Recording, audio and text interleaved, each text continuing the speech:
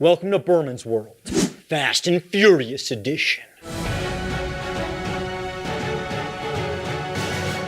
So first movie, pretty simple. They're street racers, and the movie is basically Point Break with street racing instead of surfing. Yeah, Paul Walker is Keanu Reeves, Vin Diesel is Patrick Swayze, and Gary Busey is played by a moldy sandwich.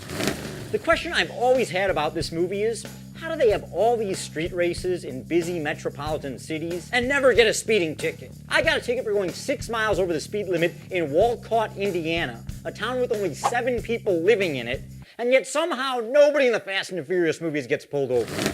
Second movie, Too Fast, Too Furious comes out, and to be honest, nobody remembers it. I think they introduced Tyrese and Eva Mendes, Ludacris had a big afro, and they drive a car on a boat. That's the movie where they drive a car on a boat. Other than that, nothing. Then Tokyo Drift came out.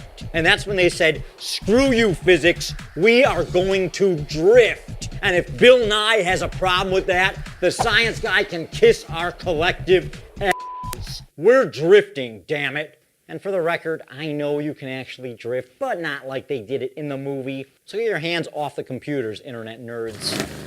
Tokyo Drift introduced the character of Han, the coolest guy ever, but he dies in the movie. However, everyone likes him so much that they say, screw it. This movie, the third movie, is actually a prequel, not a sequel, and in the fourth movie, Han's back. And then he dies again in the sixth movie, like he did in the third movie. But then, also in the fourth movie, Michelle Rodriguez, the most badass actress ever, also dies. But in the sixth movie, she comes back to life. With amnesia, but still, she's back. Okay, so to recap, the guy who died in the third movie is actually in the fourth movie and then dies for real in the sixth movie. And the girl who died in the fourth movie comes back to life in the sixth movie. And I need a chart or a graph or something because none of this is making sense up here. So let's just move on to Fast 5.